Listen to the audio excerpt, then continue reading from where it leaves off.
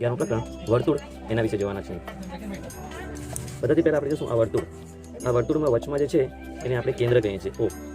એના પછી આ જે વર્તુળનો પૂરો રાઉન્ડ છે એને આપણે શું કહેવાય છે? પરિઘ. અને આ પરિઘની અંદર આ જે વચમાંનો ભાગ છે ઓ થી કરી અને બી, આ ઓ અને બી જે છે એને આપણે શું કહીએ છીએ? ત્રિજ્યા.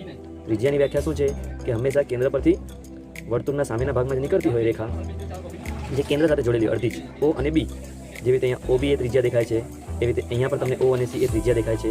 તો આ બધી કેન્દ્ર સાથે જોડાયેલો પોઈન્ટ છે એટલે ત્રિજ્યા કહેવામાં આવે છે. એના પછી છે આ વ્યાસ. આ વ્યાસની વ્યાખ્યા શું આપેલી છે કે આ કેન્દ્રના બિંદુમાં આ કેન્દ્ર છે એનામાં એક પોઈન્ટથી કરી એટલે કે એથી કરી અને બી સુધીની જે આખી લાંબી રેખા છે એને વ્યાસ કહેવામાં આવે છે. શા માટે વ્યાસ કહેવામાં આવે છે? કારણ કે આ એ અને બી જે છે એ કેન્દ્રમાંથી છેદાયેલી નીકળી છે રેખા છે.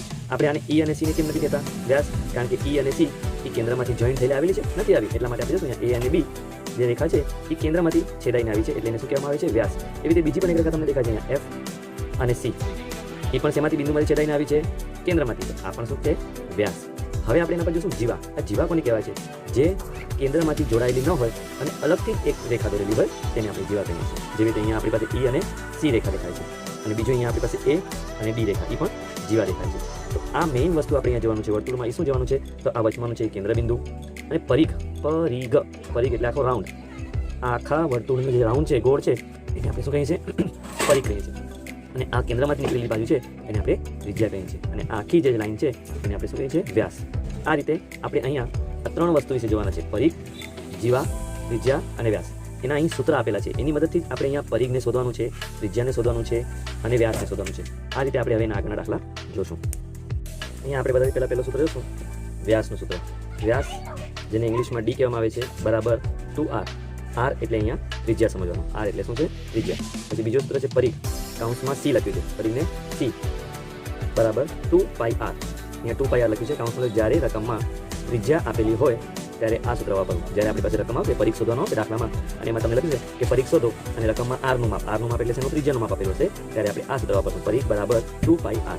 પછી ત્રીજું સૂત્ર લખેલું છે પરિઘ કાઉન્સમાં સી બરાબર 2πd. જ્યારે રકમમાં વ્યાસ આપેલું હોય ત્યારે આ સૂત્ર વાપરવું. ડી એટલે કે જ્યારે આપણે પરિઘ શોધવાનું હોય અને રકમમાં ડી આપેલી હોય એટલે કે વ્યાસની રકમ આપેલી હોય અને પરિઘ શોધવા કીધું હોય તો આપણે આ સૂત્ર વાપરવાનું. અને પછી જે ચોથો ત્રિજ્યા કાઉન્સમાં r બરાબર ડીના છેદમાં 2. ડીના છેદમાં 2 એટલે કે ત્રિજ્યાનું માપ હંમેશા વ્યાસ કરતાં કેટલું હોય છે? અડધું હોય છે. આપણે આગળની આકૃતિમાં જોયું છે ને, આમ ગોલ બનાવીને આ વર્તુળ, એનામાં વચમાંનો કેન્દ્ર બિંદુ હતો અને અડધો માપ હતો એને આપણે ત્રિજ્યા કહેતા હતા અને પૂરો હતો એ શું હતો? વ્યાસ હતું. આ પછી આગળ જોશું આપણે આ બધા સૂત્રમાં પાઈ બરાબર 22/7 અથવા 3.14 લખવું. આ બધા સૂત્રમાં જ્યાં આપણે પાઈ લખેલી છે આ રીતે, એ બધા સૂત્રમાં આ પાઈ ત્યાંનું શું લખવાનું આપેલું? 22/7 અથવા 3.14 લખવું. હવે આપણે આના પછી આપણો ઉદાહરણ સંગ્રહ 41 જોશું. મહાવરા સંગ્રામ 42. પેલું આપણી પાસે અહીંયા જોશું પ્રશ્ન પેલો, મહાવરા સંગ્રામ 42. એમાં બધાથી પહેલાં નીચેનો કોઠો પૂર્ણ કરાપે છે. ત્રિજ્યા, વ્યાસ અને ડી. ત્રિજ્યાને r લખેલું છે, વ્યાસને ડી લખ્યું છે અને પરિઘને સી લખ્યું છે. હવે અહીંયા પહેલી રકમ આપી છે 1.7 સેમી, એટલે કે આપણી પાસે ત્રિજ્યાનું માપ આપેલું છે. એના આધાર પર આપણે વ્યાસ અને અહીંયા પરિઘ શોધવાનું છે. શું શોધવાનું છે? વ્યાસ અને પરિઘ. હવે એવી રીતે બીજા દાખલામાં શું આપણે આપ્યું છે? વ્યાસનું આપેલું છે, તો શું શોધવાનું છે? પરિઘ અને ત્રિજ્યા. ત્રિજ્યામાં શું આપ્યું છે? ફક્ત આપણી પાસે પરિઘ આપેલો છે. ચોથામાં પણ આપણી પાસે પરિઘ આપેલું છે. આ 4 દાખલા હવે આપણે જોશું. હવે આપણી પાસે બધાથી પહેલો દાખલો નંબર 1. એમાં લખ્યું છે ત્રિજ્યા બરાબર 7 સેમી અને વ્યાસનું માપ નતું આપ્યું એટલે આપણે બરાબર કરીને શું કરી છે? પ્રશ્નાર્થ ચિહ્ન અને પરિઘ બરાબર પ્રશ્નાર્થ ચિહ્ન. હવે આપણે બધાથી પહેલા ત્રિજ્યા આપ્યું છે અને શું શોધવાનું છે? વ્યાસ. આપણે બધાથી પહેલા વ્યાસનું સૂત્ર લખશું. વ્યાસ કાઉન્સમાં ડી બરાબર 2r. આ 4 નથી, 2r છે. હવે અહીંયા 2r છે, કાંઈ ન હોય તો વચમાં શું સમજવાનું? ગુણાકાર છે. એટલે નવી લાઈનમાં આપણે બરાબર નીચે બરાબર કરવાનું, 2 ના 2 લખવાનું. અહીંયા કાંઈ ન હોય એટલે આ રીતના છે એટલે અહીંયા ગુણાકાર આવશે. આની જગ્યા પર એનું શું માપ આપ્યું છે? 7. તો 7 લખશું બરાબર 2 × 7 = 14 સેમી. આપણે અહીંયા વ્યાસનું માપ મળ્યું 14 સેમી. હવે આપણે ગોઠશું પરિઘ. પરિઘ સી બરાબર 2πr. હવે અહીંયા જો આપણે પરિઘનું સૂત્ર કયું વાપરે છે? 2πr. આપણે આગળ જોયા હતા 2 સૂત્ર છે, 2πr અને πd. પણ આપણે અહીંયા 2πr કેમ વાપરે છે? કારણ કે અહીંયા r નું માપ આપ્યું છે. અહીંયા વ્યાસ બરાબર આપ્યું છે. હવે પરિઘનું આપણે જોશું આગળ. પરિઘ સી બરાબર 2πr. 2 ના 2 લખ્યા. અહીંયા કાંઈ નથી એટલે 2πr એટલે વચમાં કાંઈ નથી, ગુણાકાર સમજવાનું. ગુણાકારનો ગુણાકાર, પાઈની જગ્યાએ 22/7 અને r ની જગ્યા પર શું આવે છે? ત્રિજ્યાનો 7 નો 7. તો બધાથી પહેલાં 2 × 22/7 × 7. અહીંયા જ્યાં ઉપર નીચે છે એટલે 7 × 7 ઉડી ગયા. તો ઉપર શું બચ્યું? 2 અને 22. એનો આપણે ગુણાકાર કર્યો તો શું જવાબ આવ્યો?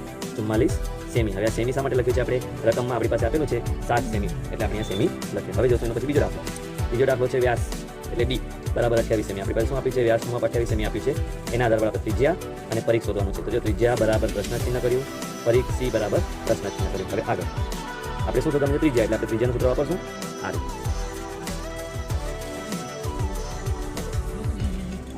ત્રિજ્યા બરાબર D/2 બરાબર નીચે બરાબર લખશું એક લાઈન છોડીને, એટલે તમારું વિચિત્ર ન થાય. એટલે એક લાઈન છોડીને આપણે બરાબર નીચે બરાબર લખશું. D નું માપ એટલે કે વ્યાસનું માપ શું આપ્યું છે? 28. તો 28 લખ્યા, 2 લખ્યા. હવે એને 2 થી ભાગાકાર કર્યું તો શું આવ્યું? 2 ભાગ્યા 28 કર્યું તો શું જવાબ આવે? 14. એટલે 2 એકા 2 અને 2 થી 28 થી ભાગાકાર 14 જવાબ આવે. તો આપણે જવાબમાં શું લખ્યું? બોક્સ બનાવીને ત્રિજ્યા બરાબર 14 સેમી. એના પછી આપણે આગળ જોશું પરિઘ શોધવાનું છે. પરિઘ બરાબર પાઈ ડી. જો હવે અહીંયા આવી ગયો પાઈ અને ડી નો સૂત્ર શું આપ્યો? કારણ કે રકમમાં આપણી પાસે વ્યાસ બરાબર 28 ડી આપ્યું છે, એટલે આપણે અહીંયા ડી નો સૂત્ર વાપરે. એટલે પરિઘમાં આ પાઈ ડી નું સૂત્ર વાપરે, જેમાં લખ્યું પાઈની કિંમત 22/7 ગુણાકારનો ગુણાકાર અને 28 લખ્યા. અહીંયા 7 ને છેકીને 1 લખવાનું અને 28 7 ચોક 28 એટલે ઉપર બચ્યા 22 અને ઉપર બચ્યા 4. તો 22 × 8 નો ગુણાકાર કર્યો તો પરિઘ બરાબર શું આવ્યા? 88 સેમી. એના પછી 3 પરિઘ C બરાબર 616 સેમી. ત્રિજ્યા R બરાબર પ્રશ્નાર્થ ચિહ્ન અને વ્યાસ C બરાબર પ્રશ્નાર્થ ચિહ્ન, એટલે કે અહીંયા શોધવાનું છે. આ દાખલો ધ્યાનથી જોજો. હવે અહીંયા આપણે પરિઘનું સૂત્ર લખ્યું 2πr. હવે તમે કીધું સર અહીંયા R નું સૂત્ર પરિઘનું આ સૂત્ર શા માટે વાપર્યું છે? તો બધાથી પહેલા આપણી પાસે રકમ મળ્યું ત્રિજ્યા શોધવાનું છે, પછી વ્યાસ. એટલે આપણે પહેલા ત્રિજ્યાનું સૂત્ર લગાવ્યું. પરિઘનું માપ શું આપ્યું છે? 616. તો 616 ત્યાં રાખ્યા, બરાબર નીચે બરાબર કર્યા, 2 ના 2 રાખ્યા, પાઈની જગ્યા પર 22/7 રાખ્યું અને ગુણ્યા R કર્યા. એટલે કે R નું માપ આપણે શોધવાનું છે. નવી લાઈનમાં તેથીના 3 ટપકા કર્યા. બધાથી પહેલા આપણે 616 ને નીચે ઉતાર્યા. હવે આ કેમ થયું છે ધ્યાનથી સમજજો. હવે અહીંયા આપણે જોશું આ 2 ગુણ્યા 22, આ 2 અને 22 બંને કયા સ્વરૂપમાં તમને અહીંયા દેખાય છે? તો કે ગુણાકારના સ્વરૂપમાં. અને 7 જે છે નીચે દેખાય છે એટલે કે ભાગાકારના સ્વરૂપમાં દેખાય છે. તો આપણે બધાથી પહેલા 2 છે અથવા 22 છે. હવે 2 અહીંયા ગુણાકારના સ્વરૂપમાં છે, ઉપર આ બંને ઉપર ગુણાકારના સ્વરૂપમાં છે, એટલે બરાબરની આ સાઈડ જાય તો એ શેમાં આવી જાય? ભાગાકારમાં. તો જો ઉપર બરાબર ઉપર છે, અગર આપણે એવી રીતે સમજીએ તો પણ હાલે. આ લાઈન કરી નાખું તમને સમજાવવા પૂરતી. આમ આ ઉપર છે તો બરાબરના આ સાઈડ આવે તો ક્યાં આવી જાય? નીચે આવી જાય. એ રીતે પણ આપણે સમજી શકીએ છીએ.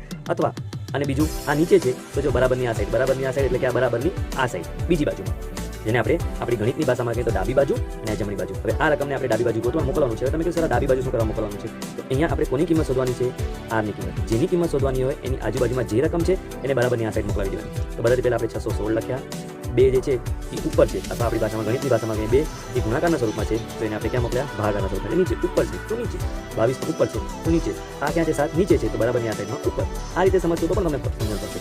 અને આ બધી રકમ અહીંયા આવી ગઈ. તો હવે આ બરાબર છે એ ક્યાં આવી જશે? અહીંયા આવી જશે, એટલે બરાબર R નો R લખે. હવે આપણે ધ્યાનથી જોશું. હવે નવી લાઈનમાં જો ફરીથી મેં કેવી રીતે લખી છે અહીંયા આ અહીંયા, તો અહીંયા કેમ થઈ ગયું? તો હવે મેં એવી રીતે લખ્યું છે, નવી લાઈનમાં તેથી કર્યું છે. હવે આ રકમની અદલા બદલી એટલે કે આ રકમ અહીંયા આવી જશે અને આ રકમ અહીંયા. ક્યારે પણ કોઈનો જવાબ ગોતવો હોય, શોધવો હોય, જેની રકમનો જવાબ શોધવો હોય, કિંમત શોધવી હોય, એ હંમેશા ડાબી બાજુ એટલે કે આ સાઈડ આવે, અને જે રકમ છે એ આ સાઈડ આવે. એટલે મેં આપણી ભાષામાં ગણિતની ભાષામાં રકમની અદલા બદલી, આ રકમને અહીંયા અને આ રકમને અહીંયા. એટલે તમે જોશો આ રકમ અહીંયા છે તો અહીંયા મૂક્યું બરાબરની આ સાઈડ, અને આ રકમ અહીંયા છે તો અહીંયા. આટલું થઈ ગયા પછી હવે છેદ ઉડાડ્યો છે. તો બધાથી પહેલા મેં ભાગ કર્યો 22 થી 616 ને ભાગ કર્યા તો શું જવાબ આવ્યો? 22 એકા 22, 616 ને ઉડાડ્યા તો શું આવે? અહીંયા 28. હવે નીચે શું બચ્યું છે? 2. તો 2 ને 28 થી ભાગ કર્યું તો 2 એકા 2 અને અહીંયા ઉપર 14. હવે હંમેશા નીચે 1 આવે તો એનું કાંઈ પણ મૂલ્ય હોતું નથી. એટલે અહીંયા આપણે 14 અને 7 એ બંનેનો ગુણાકાર લખશું તો જવાબ તમારી પાસે દેખાશે. જો R બરાબર 14 × 7 એટલે R બરાબર 98 સેમી, એટલે કે 98 સેમી આપણી પાસે જવાબ મળ્યો. હવે આપણે વ્યાસ શોધવાનું છે. એટલે વ્યાસ બરાબર 2R. 2 નું 2 લખ્યું, ગુણાકાર કર્યું કાંઈ નથી, એટલે આની જગ્યા પર આપણી પાસે મળ્યું જવાબ આવ્યો અહીંયા 98. એટલે આપણે 98 લખ્યું અને પછી આ 2 અને 98 નો ગુણાકાર કર્યો તો આપણી પાસે 196. વ્યાસ બરાબર 196 સેમી જવાબ આવી ગયો. હવે એના પછી આપણે આગળ જઈશું. એના પછી 3 પરિઘ C બરાબર 72.6 સેમી, ત્રિજ્યા બરાબર પ્રશ્નાર્થ ચિહ્ન, વ્યાસ બરાબર પ્રશ્ન ચિહ્ન. આપણે શોધવાનું છે. અહીંયા પણ આપણે ફરીથી એવી રીતે ત્રીજા દાખલાની જેમ જ પરિઘ બરાબર 2πr લખ્યું. અહીંયા આપણે પરિઘનું માપ 72.6 લખ્યું છે, બરાબર 2 ના 2 લખ્યા. પાઈની કિંમત હંમેશા આપણે શું મૂકવાની હોય? 22/7 એટલે 22/7 લખી. R નું માપ આપણે એમ લખ્યું. હવે ફરીથી આપણે એવી રીતે જ પહેલા દાખલા આગળ જોયું હતું એ અહીંયા રમત આવી છે. નવી લાઈનમાં તેથી એટલે 3 ટપકા કર્યા, પહેલા 72.6 અહીંયા ઉતાર્યું. હવે ફરીથી આપણે એ સમજણ છે. હવે મને કહો કે અહીંયા 2 અને 22 ઉપરની તરફ છે તો બરાબર એટલે કે ઉપરની તરફ છે, અને બીજું ગણિતની ભાષામાં કહીએ તો આ બંને ગુણાકારના સ્વરૂપમાં છે એટલે ભાગાકારના સ્વરૂપમાં આવી ગયું, અને આ ભાગાકારના સ્વરૂપમાં છે એટલે કે ગુણાકારના સ્વરૂપમાં. આપણે કેવી રીતે સમજીએ? સારી રીતે.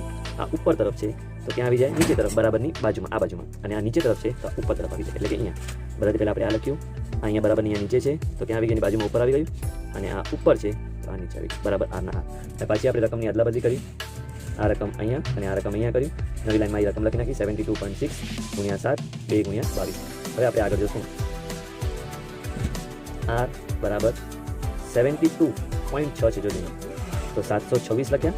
હવે આ 726 લખ્યા તો 26ની પછી જો 72.6 છે, 0.6 છે, તો પોઈન્ટ પછી એક રકમ છે એટલે આ પોઈન્ટ કાઢવા માટે આપણે એને શું કરીએ, નીચે દશાંશ કરવાના, નીચે છેદમાં 10 મૂકી દીધા એટલે 726 અને છેદમાં 10. અગર અહીંયા પોઈન્ટ હોત 7.26 હોત તો નીચે આપણે 100 મૂકીએ.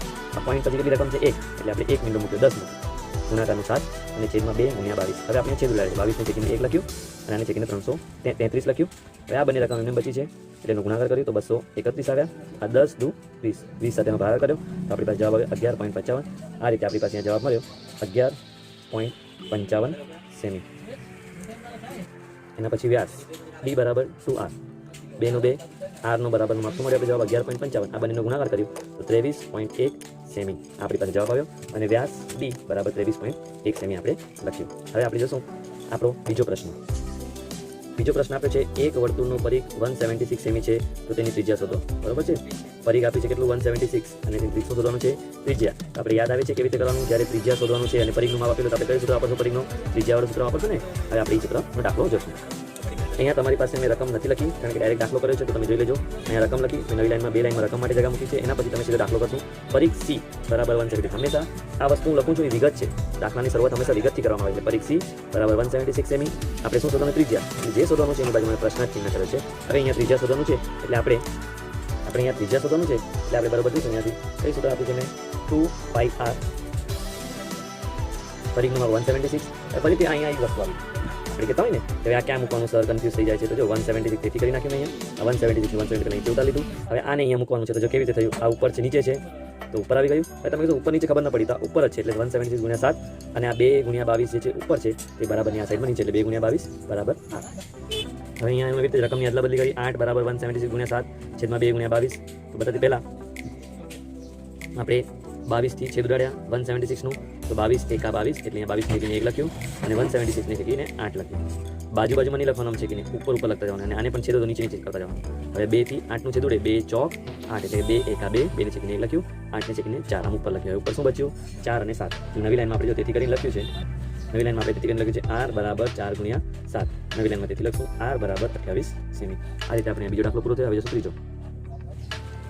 એક વર્તુળાકાર બગીચાની ત્રિજ્યા 56 મીટર છે. બાગની ફરતે વાળ કરવા તારના 4 ફેરાઓ કરવા દર મીટરના 40 રૂપિયા પ્રમાણે કેટલો ખર્ચ થશે. હવે આપણે એનો દાખલો જોશું. આપણી પાસે અહીંયા ફક્ત બગીચાની ત્રિજ્યા. હવે તમે જોશો બગીચો કેવો છે, વર્તુળાકાર.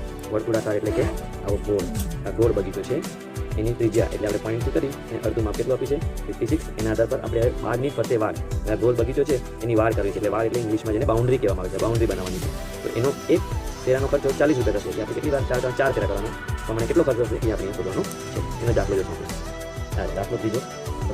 વર્તુળાકાર બગીચાની ત્રિજ્યા r બરાબર 56 મીટર અને વર્તુળાકાર બગીચાની ફરતે વાળ એટલે કે વાળ જે ગોળ હતો રાઉન્ડ એને આપણે શું કહીએ, વર્તુળની પરિઘ કહે છે ને. એટલે કે વાળ કેવી દેખાય છે, વર્તુળાકાર છે એટલે વાળને શું કહેવાય ગણિતની ભાષામાં પરિઘ. તો એ શોધવાનું છે. તો પરિઘ C બરાબર પ્રશ્ન ચિહ્ન. પરિઘનું સૂત્ર વાપરશું કારણ કે ત્રિજ્યા આપેલી છે આપણી પાસે અહીંયા આરી એટલે આપણે બધાથી પહેલાં જોશું આરી.